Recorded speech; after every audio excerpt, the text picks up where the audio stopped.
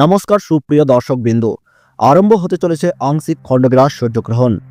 দিনের বেলাতেই গোটা পৃথিবী জুড়ে নেমে আসবে ভয়াবহ অন্ধকার, যার ফলে আগেভাগেই জনসাধারণের মধ্যে পড়ে গিয়েছে শোরগোল। এই আংশিক খণ্ডগ্রাস সূর্যগ্রহণের বিশাল প্রভাব পড়বে বিশ্ববাসীর জীবনে। বিগত প্রায় 150 বছরের মধ্যে এটি হবে সবচেয়ে বড়, বিরল এবং মহাজাগতিক সূর্যগ্রহণের একটি। গ্রহণটি খুবই গুরুত্বপূর্ণ, কারণ এর স্থায়িত্বকাল হবে মোট 4 ঘন্টা 24 মিনিট।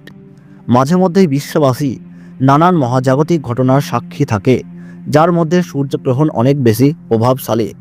বাংলাদেশ ও ভারতীয় সময় অনুযায়ী কোন কোন জায়গা থেকে এই সূর্যগ্রহণটি দৃশ্যমান হবে, কখন শুরু ও শেষ হবে, মধ্য সময় কখন হবে এবং গ্রহণের সূতককাল কখন থেকে শুরু হচ্ছে, সব কিছুই আমরা জানাবো। বিশেষ করে গর্ভবতী মহিলারা এই সময় কি কি করবেন আর কি কি করবেন না, সেই নিয়ম কানুনও জানিয়ে দিয়েছেন বড় বড় জ্যোতিষবিদরা। তাই বিস্তারিত জানতে হলে অবশ্যই ভিডিওটি শেষ পর্যন্ত দেখবেন।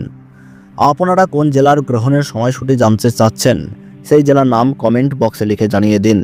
ভিডিওটি ভালো লাগলে একটি লাইক দিন এবং আমাদের ইউটিউব চ্যানেলটি সাবস্ক্রাইব করে পাশে থাকা বেল আইকনটি ক্লিক করে রাখুন। পশ্চিমবঙ্গের পাশাপাশি বাংলাদেশের ঢাকা, সিলেট, রংপুর, চট্টগ্রাম, বরিশাল, খুলনা, সুনামগঞ্জ সহ প্রত্যেকটি জেলা থেকেই এই গ্রহণ দেখা যাবে।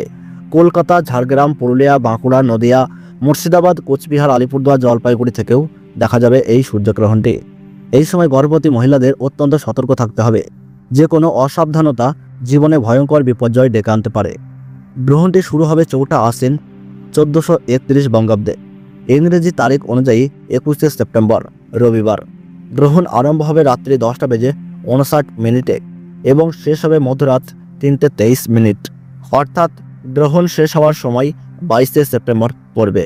গ্রহণ চলাকালীন সময়ে ঝগড়া বিবাদ করবেন না, কোনো কিছু কাটাকাটি করবেন না, ঘরের ভেতরেই থাকুন এবং নিজেদের ইষ্ট দেবতার পাঠ করুন, এতেই আপনার মঙ্গল হবে।